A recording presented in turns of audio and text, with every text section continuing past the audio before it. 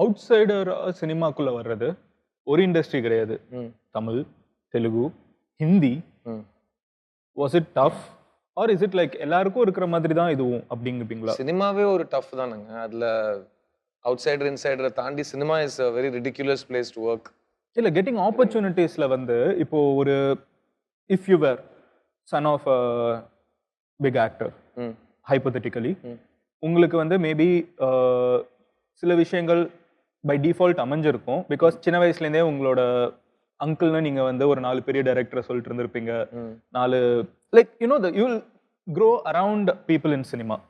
But ஒரு out சைடரா உள்ள வர்றப்போ சில பேர் அது சேலஞ்சா இருக்குங்கிறாங்க. சில பேருக்கு சரியான மென்டர்ஸ் கிடைச்சி இல்ல நான் இப்படி ஒன் டைம் அதனால யங்ஸ்டர்ஸ் சினிமாக்கு வரதுக்கு என்ன பண்ணணும்னு கேட்டா சினிமாக்கு வராதீங்கன்னு தான் சொல்லுவேன் ஜென்ரலா.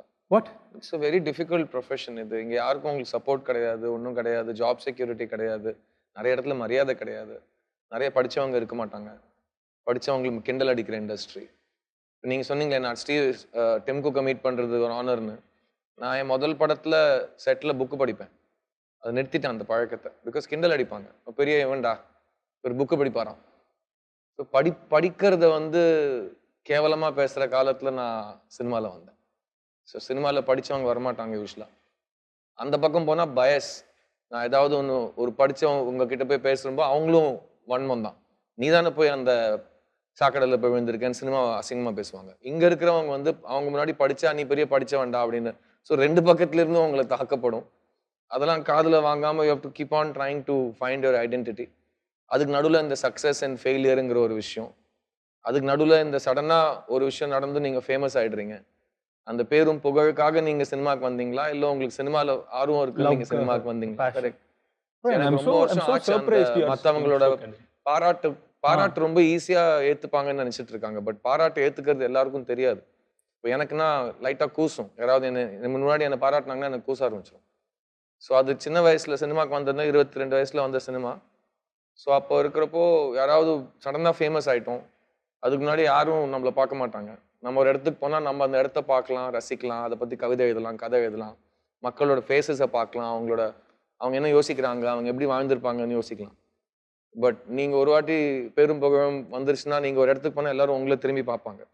நீங்கள் ஒரு மீன் தொட்டிக்குள்ளே இருக்கிற மீன் மாதிரி ஆகிடுவீங்க. உங்களால் எதுவுமே பண்ண முடியாது. ஸோ இல்லை நான் என்னோட இண்டிவிஜுவாலிட்டி விட மாட்டேன், நான் அடம் பிடிச்சி எல்லாத்தையும் ரசிப்பேன், ருசிப்பேன், வெளியில் போவேன், சாப்பிடுவேன், ஃப்ரீயாக இருப்பேன், சாதாரணமாக இருக்கிற மாதிரி இருப்பேன். நான் அடம் பிடிச்சி பண்ணேன் எல்லாம். நான் சினிமாக்கு வரத்துக்கு முன்னே எப்படி இருந்தேனோ அப்படிதான் இருக்கணும்னு சொல்லி ஒரு வெறியா இருந்தேன் நான். ஸோ எவ்ரி இண்டிவிஜுவலுக்கு ஒரு ப்ராசஸ் இருக்கும்ல.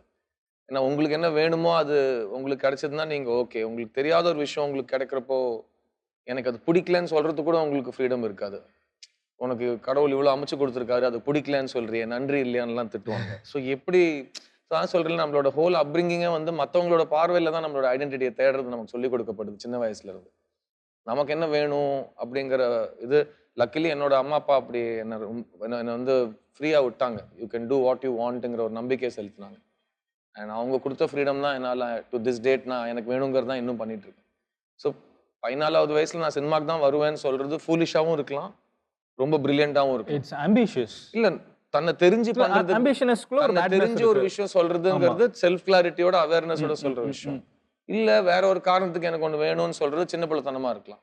லக்கிலி நான் சின்ன வயசுல இருந்து எனக்கு என்ன பிடிக்கும், என்ன பண்ணுவேன், என்ன வேணும்னு எல்லாம் கரெக்டா புரிஞ்சுட்டு தான் என்னோட இண்டஸ்ட்ரிக்கு வந்தேன். And I don't feel I work because நீங்க ரொம்ப விரும்புறது நீங்க பண்றப்போ அது வேலை ஒரு பணியா இருக்காது உங்களுக்கு. So I don't see it as work.